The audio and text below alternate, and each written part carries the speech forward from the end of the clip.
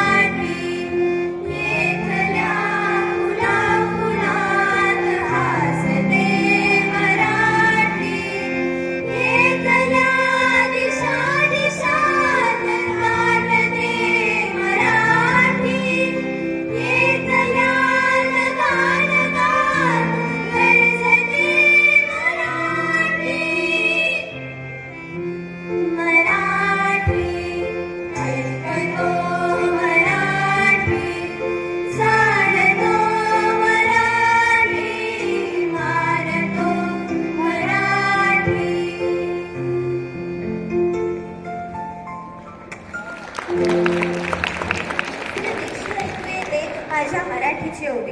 पुढे प्रमुख पाहुण्यांची ओळख सांगण्यासाठी मी आमंत्रित करते चिरंजीव अमेय गुंडे.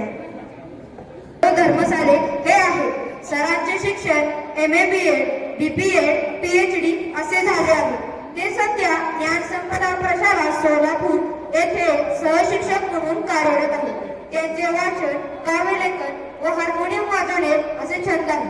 सरांनी लिहिलेले काव्य हृदयस्पंदन हा काव्य संग्रह, नाती जपून ठेवा हा कथा संग्रह, राजर्षी शाहू महाराज चरित्र हे बालवाङ्मय प्रकाशित झाले आहे. त्याचप्रमाणे इयत्ता 10वी साठी तेजस हा कृतीपत्रिका संच प्रकाशित झाला आहे.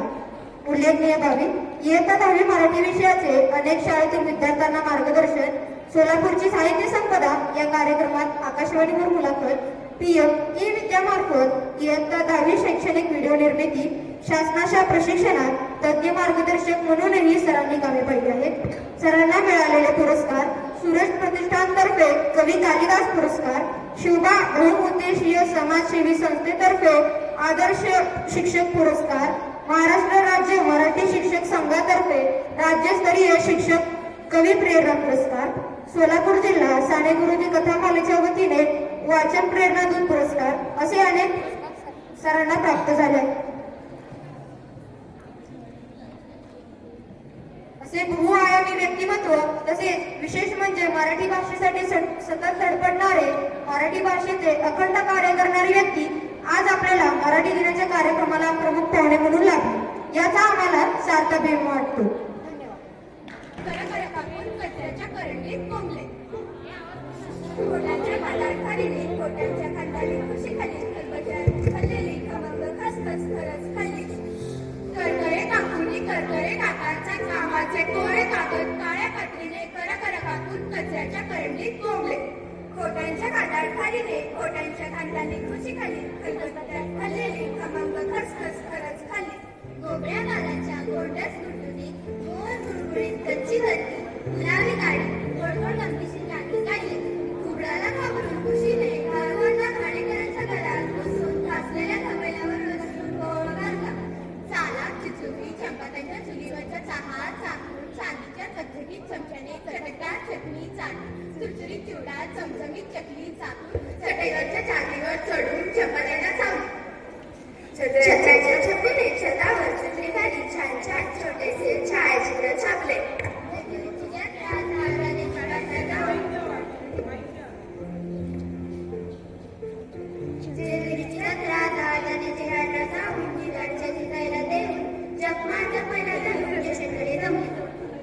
झगड्यावाडीच्या झगडोची झाडाच्या सावलीखाली फुटलेल्या झोपडीत झाडूने झाडून टकल्याच्या टिनूने टवटवीत टरबूज नाचणीच्या टोका टोकाने टचकन टोचून टाकले, ठाकूरगावच्या ठेंग्या टवावाकूच्या ठसशी ठकीने कानातल्या ढोब्या ठेक्याला ठसक्यात ठणकावले, ढाळीवरच्या टोपी बाज डोकावळा डोहा टुकून तुलट तुलट डवलाने डाळीच्या डोक्यात डोकावला, धारगस ढोलून ढमाकाकूच्या डब्याला ढोबराने ढोकळ्याच्या ढिगामागे ढकलले,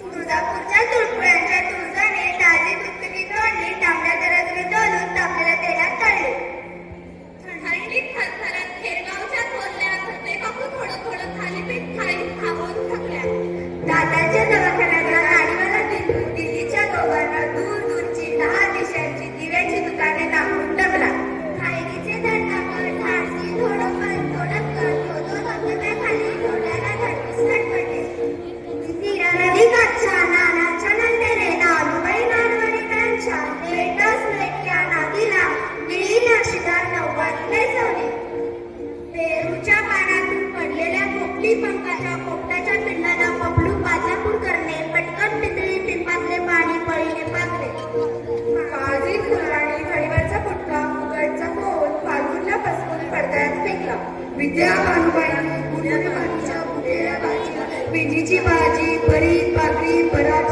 बनवली, बाजूच्या बोर्डातल्या बडबड्या बबलूच्या बैठ्या बंगल्यामागच्या बगीच्यात बेडक बिलूने बिंदासपणे बगुडी शेजारच्या बापाला बकरीला बांधून बघितले, मधूच्या मास्तरातील मोदक पात्रातील मोदक मनीमावने मजेत मधल्यामध्ये मटामटा मटावले,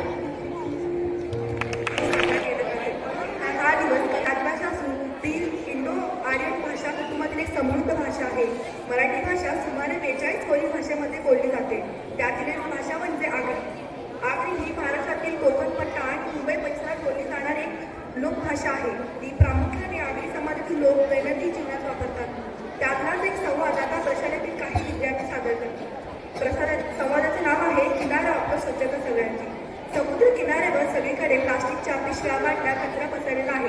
तोच कचरा उचलत उचलत आई येते.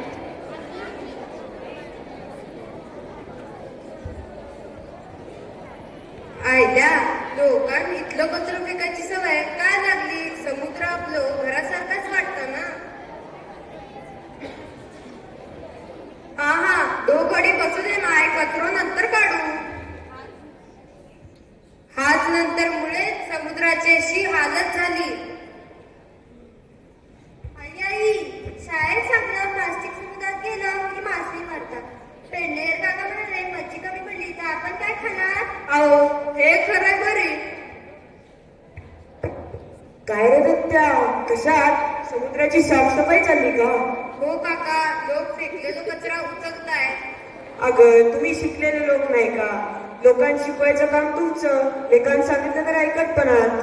हो काका, आम्ही शाळेत मोहीम काढली. समुद्र राखा मासो वाचा, समुद्र राखा मासो वाचा.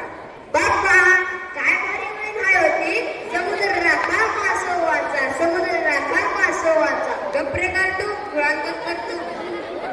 काय केली, काय चाललं हाय? या दोस्त बरं केलोस. हा कचरो पहा, यात समुद्र खराब होताय. हो गो बाय, खरं सांगू का? माझीच पिशवी उडून गेली समुद्रात. पारा भारी होता ना. नाही मनावर नाही घ्यायचं, पण सगळ्यांनी मिळून काळजी घेतली पाहिजे, नाहीतर समुद्र आपल्यावर रागावतो. हो हो बरोबर आहे तुका.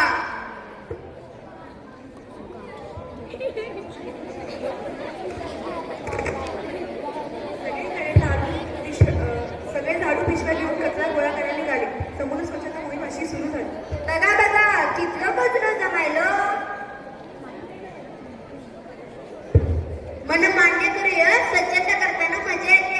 हेच मी म्हणतो, समुद्र आपल्याकडे पाहतो, आपण किमान इतकी तरी काळजी घ्यावी.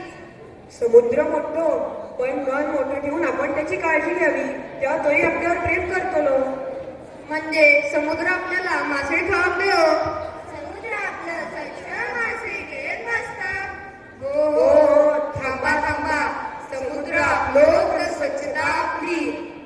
हो हो किनारा आपलं तर स्वच्छता सगळ्यांची, किनारा आपलं तर स्वच्छता सगळ्यांची. पात्रपरिचय. आई अनुष्का पाटील, दत्ता समर्थ देवकर, ज्योती ऋतुजा ताकमोगे, पेडणेकर काका स्वानंद आटले, रमेश श्रेयस मठपती, ताई श्रावणी शिंदे आणि मी निवेदिका स्नेहा दोडर. धन्यवाद.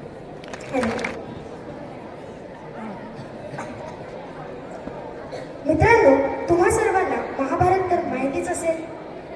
माहिती आहे का नाही? तर आज आपण महाभारतातील एका अशा पात्राची माहिती करून घेणार आहोत ज्याने मित्राला दिलेल्या वचनासाठी मित्रप्रेमापोटी रणांगणात स्वतःच्या परिवारजनांविरुद्ध युद्ध केले. नमस्कार.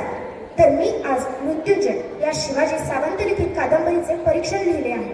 हे पुस्तक मी पूर्ण वाचलेले आहे. महाभारतातील कर्ण या महान पण दुर्दैवी नायकाचा संपूर्ण जीवन प्रवास यात खूप जिवंतपणे उलगडला आहे.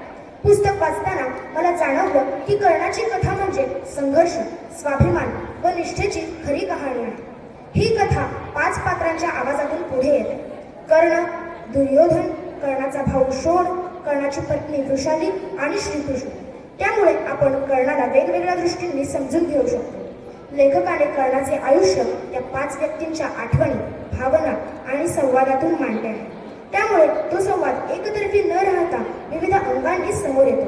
तो वीर, तो दानवीर, तो पीडित आणि तो एक निष्ठावंत मित्र. आता मी तुम्हाला कर्णाचा जीवन प्रवास थोडक्यात उलगडून सांगणार आहे. कर्णाचा जन्म व बालपण. कुंतीमातेला सूर्यदेवाचा आशीर्वाद मिळाल्यानंतर एका तेजस्वी कवचकुंडलधारित बालकाचा नव्हे तर जणू सूर्याचाच जन्म पृथ्वी तलावर होतो. तोच असतो सूर्यपुत्र कर्ण. जेव्हा कर्णाचा जन्म झाला तेव्हा कुंतीमाता कौमारावस्थेत होती. त्यामुळे सामाजिक भीतीने नवजात कर्णाला एका लाकडी पेटीत ठेवून तिने अश्वनदीत सोडली. ती पेटी पुढे प्रवास करत करत अंगदेशाची राजधानी चंपापुरी येथे गेली. तेथे ती पेटी अधिरथ व राधा या रथचालक दाम्पत्यांना मिळाली. त्यांना अपत्य नसल्यामुळे त्यांनी कर्णाला दत्तक घेतले व त्याचे नाव वसुसेन असे ठेवले. सर्वांना वाटू लागले की कर्ण हा रथचालकाचा पुत्र आहे, म्हणून पुढे त्याला खूप अन्याय सहन करावा लागला. धनुर्विद्या व महत्वाचे श्रम. कर्णात लहानपणापासूनच धनुर्विद्येची आग होती. त्या काळचे प्रमुख धनुर्विद्या शिक्षक द्रोणाचार्य यांनी कर्णाला सूतपुत्र म्हणून शिकवण्याचे नाकारले. त्याने कृपाचार्यांकडे धनुर्विद्या शिकली. त्या काळातील योद्ध्यांकडे सर्वात महत्वाचे शस्त्र म्हणजे ब्रह्मास्त्र. ते शिकण्यासाठी कर्ण परशुरामांकडे गेला. त्याला तेथे गेल्यानंतर कळाले की परशुराम हे फक्त ब्राह्मण वर्णातील विद्यार्थ्यांनाच शिक्षण देत होते. परशुरामांनी कर्णाला ब्राह्मण समजून शिक्षण दिले. त्याला ब्रह्मास्त्र विद्या शिकवली. पण शेवटच्या दिवशी त्यांना कळाले की कर्ण हा सूतपुत्र आहे. त्यांनी क्रोधाने कर्णाला शाप दिला की तू ऐन महत्वाच्या युद्धाच्या प्रसंगी जेव्हा तुला ब्रह्मास्त्राची खूप गरज असेल तेव्हा तुला ब्रह्मास्त्राचे मंत्रोच्चार आठवणार नाही. त्याच्या आयुष्यातील महत्वाचा दुसरा शाप म्हणजे तो जेव्हा शिकारीसाठी गेला होता तेव्हा त्याने नकळत चुकून एका ब्राह्मणाच्या गायीला मारले. त्याने मारलेला बाण त्या गायीच्या मस्तकात इतका रुतला की तो निघतच नव्हता. त्यामुळे ब्राह्मणाने क्रोधित होऊन कर्णाला शाप दिला की तू जेव्हा तुझ्या आयुष्यातील सर्वात महत्वाचे युद्ध लढत असशील तेव्हा तुझ्या रथाचे चाक प्रेतांच्या ढिगाऱ्यात इतके रुतेल की ते जगातील कोणतीही शक्ती तू मरेपर्यंत ते चाक हलवू शकणार नाही. हे दोन्ही शाप नंतर संयुक्तपणे कुरुक्षेत्राच्या म्हणजेच महाभारताच्या युद्धात कर्णाच्या मृत्यूची कारणे बनतात. द्रौपदी स्वयंवराचा प्रसंग. द्रौपदीच्या स्वयंवरात पण पूर्ण करण्यासाठी कर्ण जागेवरून उठला. धनुष्याला प्रत्यंचा लावून बाण सोडणार इतक्यात आतून राजकुमारी द्रौपदी बाहेर आली व तिने सर्वांसमोर कर्णाचा घोर अपमान केला. तो सूतपुत्र आहे, मी त्याच्याशी विवाह करणार नाही असे द्रौपदीने म्हटल्यामुळे कर्णाला पुन्हा अन्यायाची जाणीव झाली. श्रीकृष्णाचे अंतिम सत्यकथन. कथानकाच्या शेवटी श्रीकृष्ण कर्णाला त्याच्या जन्माचे गुपित सांगतात. ते सांगतात की तो प्रत्यक्षात कुंतीमातेचा ज्येष्ठ पुत्र आहे आणि म्हणूनच तो सर्व पांडवांचा मोठा भाऊ आहे. युद्ध थांबवण्यासाठी ते कर्णाला आपल्याकडे येण्याची विनंती करतात. पण कर्ण आपल्या वचनावरून निर्णय न बदलता दुर्योधनाशी असलेली निष्ठा निवडतो. कवच व कुंडलाचे दान. कर्णाच्या अंगावर जन्मापासूनच एक अभेद्य असा थर होता. ते त्याचे कवच होते. जन्मापासून आतापर्यंत त्याच्या शरीरातून रक्ताचा एक थेंबही बाहेर आला नव्हता. कारण त्याला कितीही बाण मारा, तलवारीने मारा, त्याच्या अभेद्य कवचामुळे त्वचा चिरणे व त्यातून रक्त बाहेर येणे हे जणू अशक्यच होते. त्याची कुंडले तर त्याला देखणा करायचीच, परंतु ते संकेतही देते. कवच आणि कुंडल म्हणजे जणू कर्णाचा आत्माच होता आणि हे सर्व त्याला सूर्यदेवाकडून प्राप्त झाले होते. त्यामुळे कर्णाला खुद्द अर्जुन सुद्धा मारू शकत नव्हता. अर्जुन हा इंद्रदेवाचा पुत्र होता. युद्धासमयी इंद्र स्वतःच्या पुत्राला कर्णाच्या हाताने गमावू इच्छित नव्हता. कर्णाने देखील अलीकडेच दानधर्माची शपथ घेतली होती की ज्याला जे हवे ते मी त्याला देईन. एके दिवशी स्वतः इंद्र भिक्षुकाचा वेश घेऊन कर्णाकडे आले व त्याकडे कवच व कुंडले मागितले. कर्णाने कवच व कुंडले कसे काढावे हा प्रश्न इंद्रांना केला. मग इंद्रांनी सांगितल्याप्रमाणे डोळे मिटून सूर्यस्तोत्र म्हणत विस्फारलेल्या आपल्या मुखात कर्णानं खड्गाचा धारधार पातक उपसले. रक्ताच्या कारंज्या देवेंद्रावर पडल्या. शरीरापासून वस्त्र जसं विलग करतात तसं कर्णानं कवच इंद्रांच्या हाती दिलं. क्षणार्धात कुंडलं कापून त्यावर ठेवली व कवच व कुंडलाचे दान दिले. कुरुक्षेत्राचे युद्ध. कर्ण जेव्हा शेवटी रणांगणात उतरला तेव्हा त्याने इतका पराक्रम गाजवला की त्याच्या पुढे कोणाचेही चालत नव्हते. अर्जुन सोडून इतर 4 पांडव युधिष्ठिर, भीम, नकुल, सहदेव यांना तर कर्णाने अक्षरशः 4 वेळेस पकडले होते. तो त्यांना ठार मारून पराक्रम गाजवू शकत होता.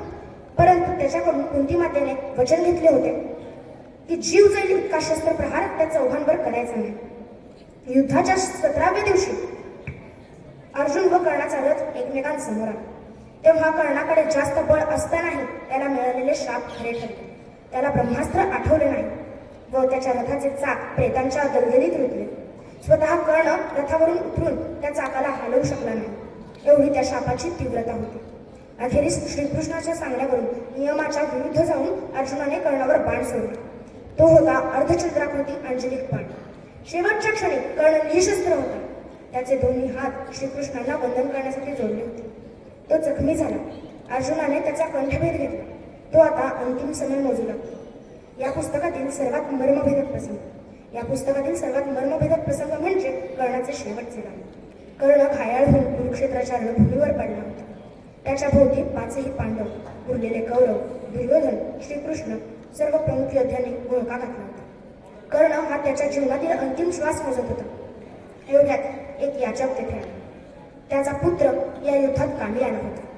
त्याने त्याच्या पुत्राचा मृतदेह शोधून काढला होता, पण त्याच्याकडे पुत्राचा अंत्यविधी करण्याचे साधन नव्हते. त्याचा मर्मभेदक आवाज चित्कारत कर्णाच्या आवाज कानावर पडला. कोणी दानवीर या जगात शिल्लक आहे का? कर्णाने त्याच्या धाकट्या पुत्राकडे बघून म्हटले, वृषसेना वाचक. वृषसेन त्या वृद्ध ब्राह्मणाला घेऊन लागलीच पित्याकडे आले. कर्ण म्हणाला, बोल ब्रह्मवरा, आज्ञा कर. त्या वृद्धाने काहीच सांगितले नाही. श्रीकृष्णाने सर्व प्रकार कर्णाला सांगितले. त्यानंतर त्याने उद्गार काढला, वृषसेन पाषाण.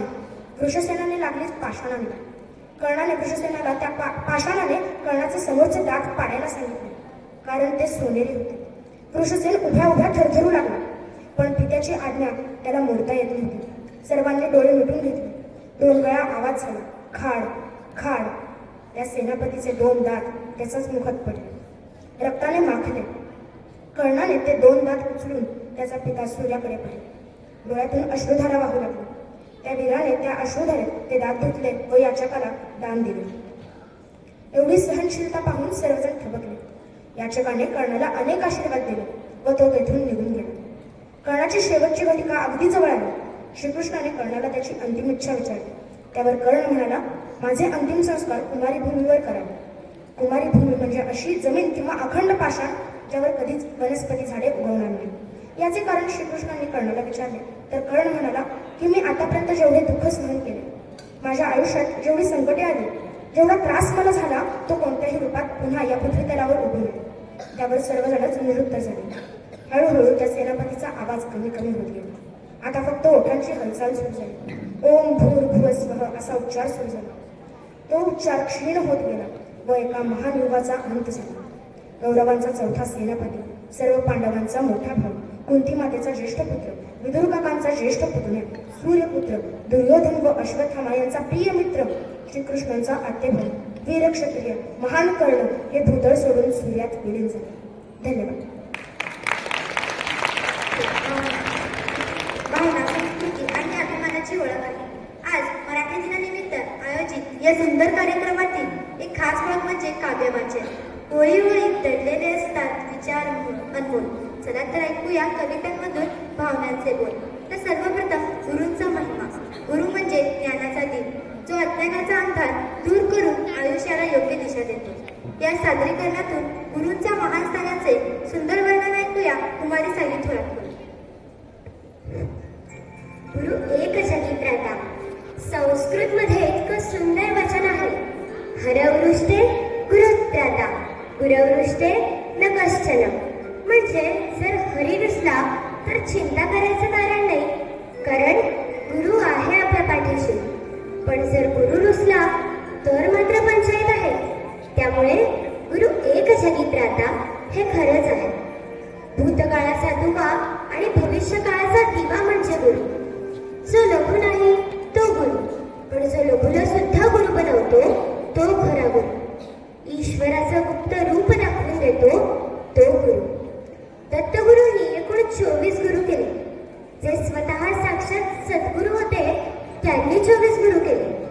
यातून त्यांनी आपल्याला फक्त एकच संदेश दिला, तो म्हणजे जर आपल्याकडे लघुत्व घेतलं तर समोरच्यातलं गुरुत्व आपोआप दिसून येतं.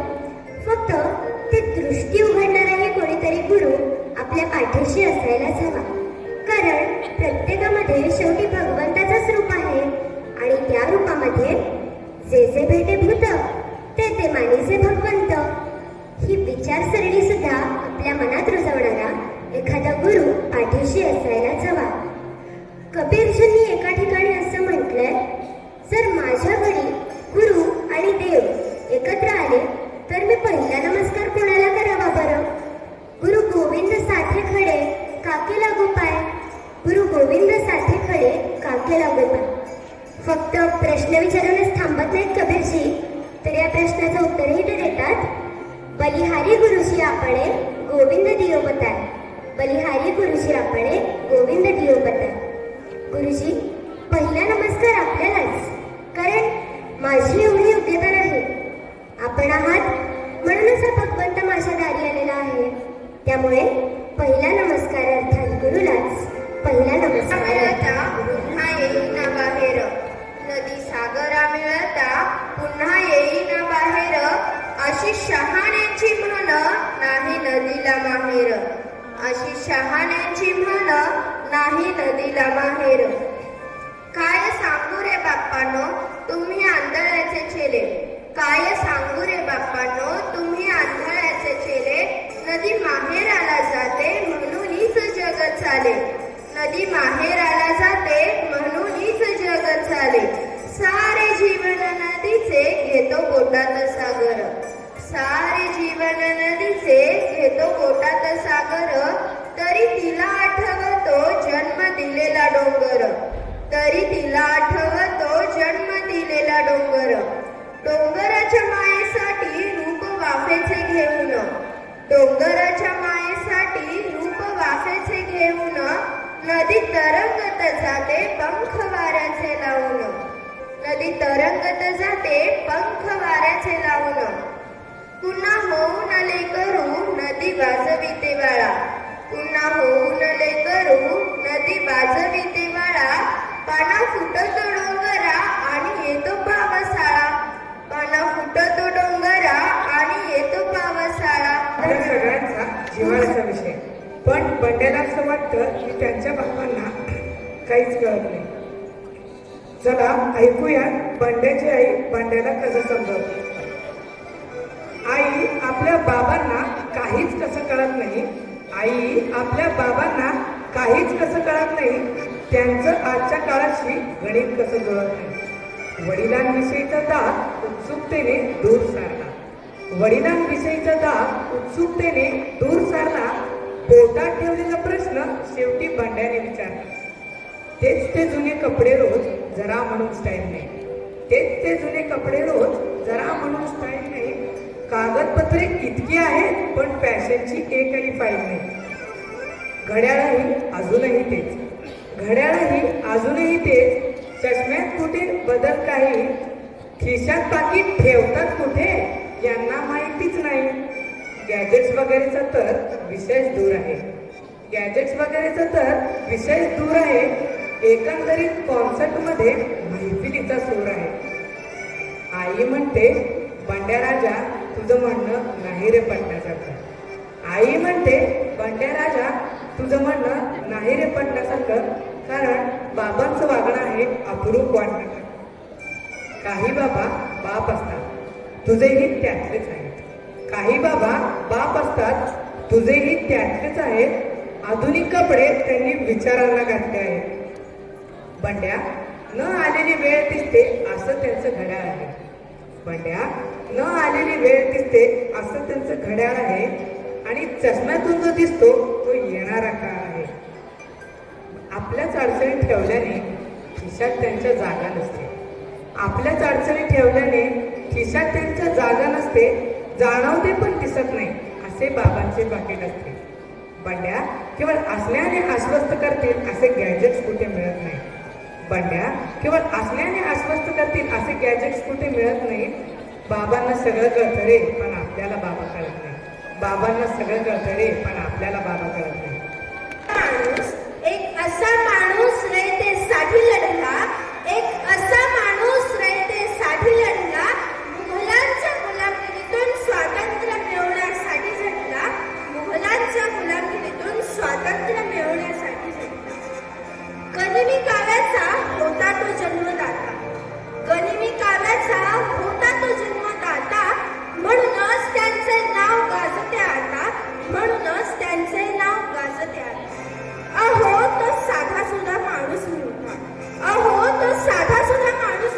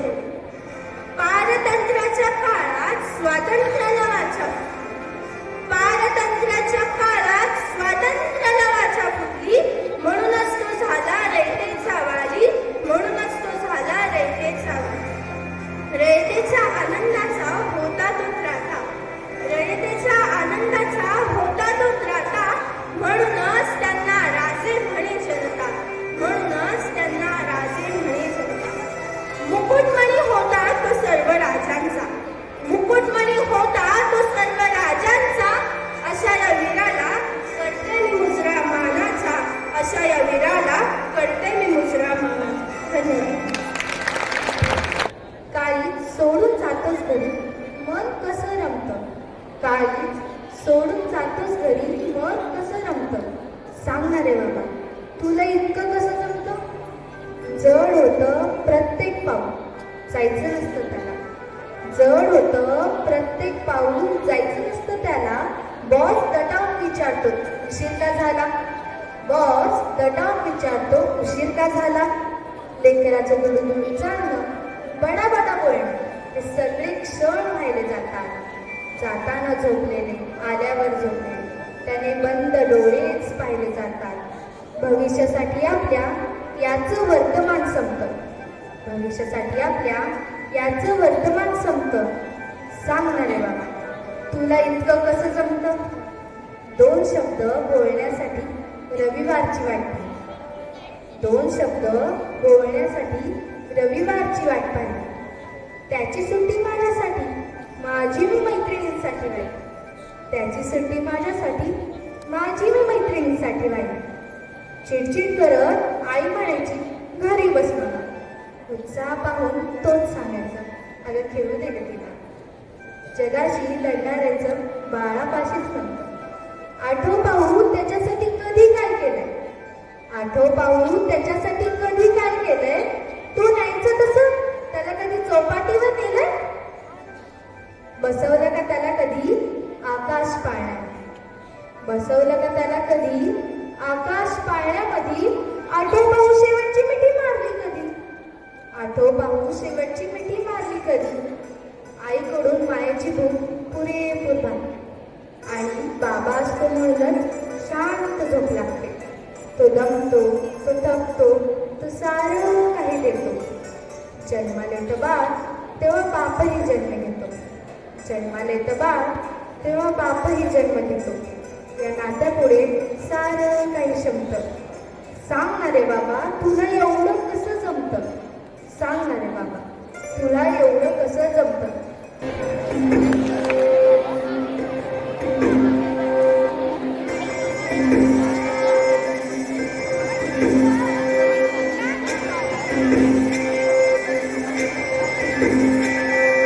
पाडव्याचा सण आता उभाराही तुझी. नव्या बरसाच दिन सोडा मनातली आली. गेलं साली गेली आली आता पाडवा पाडवा तुम्ही येरा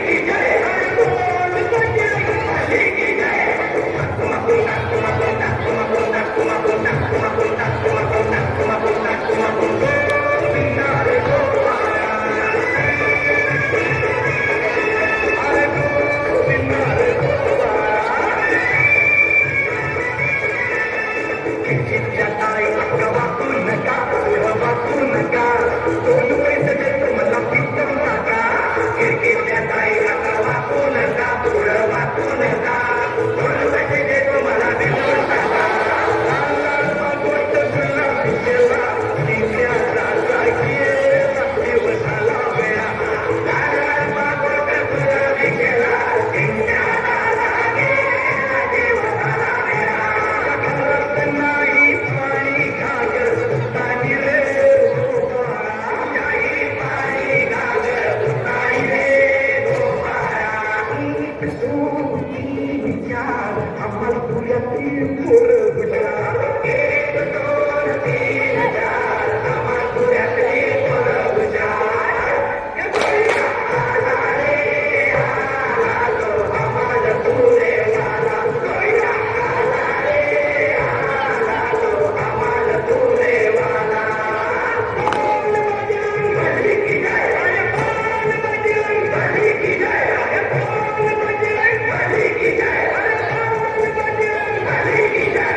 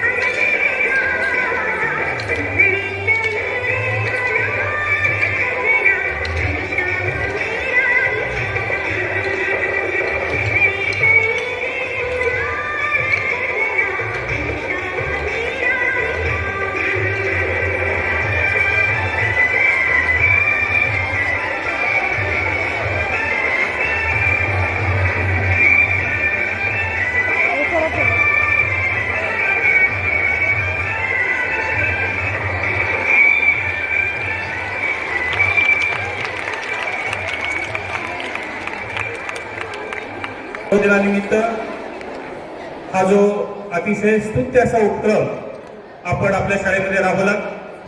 खरं तर बौद्धिक विकासाबरोबर मुलांच्या कलागुणांना वाव मिळण्यासाठी अशा प्रकारचे विविध उपक्रम शाळेत राबवणं हे अतिशय महत्त्वाचं आहे. आज मी जास्त न बोलता विद्यार्थी मित्रांनो बोलायचं भरपूर आहे, पण वेळेअभावी मी या ठिकाणी आपणास मराठी दिनाच्या खूप खूप शुभेच्छा देतो. त्यानंतर आजचे जे तुमच्या शाळेच्या मुख्याध्यापिका आहेत बागवाडीकर मॅडम, शालेय समितीचे अध्यक्ष पटवर्धन साहेब, सर्व मराठी टीम आणि येथे जमलेल्या सर्व बंधू आणि एक सोडून भगिनीनो. तुम्ही म्हणा बंधू आणि एक सोडून भगिनीनो काय? अरे एक माझी बायको आहे म्हणून एक सोडून मी बंधू आणि भगिनीनं म्हटलं. हीच तर आपल्या मराठीची खासियत आहे, लक्षात घ्या. तर मी जास्त वेळ न बोलता आपणास मराठी दिनाच्या खूप खूप खूप खूप शुभेच्छा देतो आणि आपल्या मराठीचा विकास निश्चित होतोय. मराठीला अभिजात दर्जा मिळालेला आहे. अभिजात दर्जा मिळाल्यानंतर वेगवेगळ्या प्रकारच्या संधी मराठीमध्ये आपल्याला उपलब्ध होणार आहे. त्या निश्चितच त्याचा फायदा घ्या. या ठिकाणी मी अगदी थोडक्यात माझं मनोगत व्यक्त करतो आणि मला शाळेने त्या ठिकाणी आपण बोलवलं, मी मनपूर्वक आभार मानतो आणि थांबतो. धन्यवाद.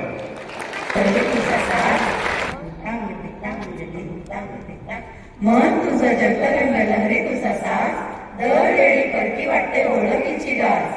चाल तुझी फसली तरी गाणं दगाबाज नाही. चाल तुझी फसली तरी गाणं दगाबाज नाही. भरतीचा माज नाही, ओटीची लाज नाही. किती चंद्र आले गेले तुला काय घेणं. किती चंद्र आले गेले तुला काय घेणं. सोन्यासारखं काळीस तुझं पाण्यामधलं लेणं. आवाज पुन्हा दोन्ही काय काल होती आज नाही.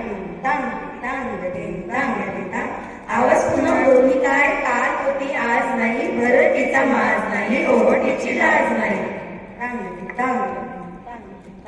समुद्राचं मन तुझं खिशातला आठवाटा. समुद्राचं मन तुझं खिशातला लाटा. रोज तुला मोजत बसू किती झाला घाटा.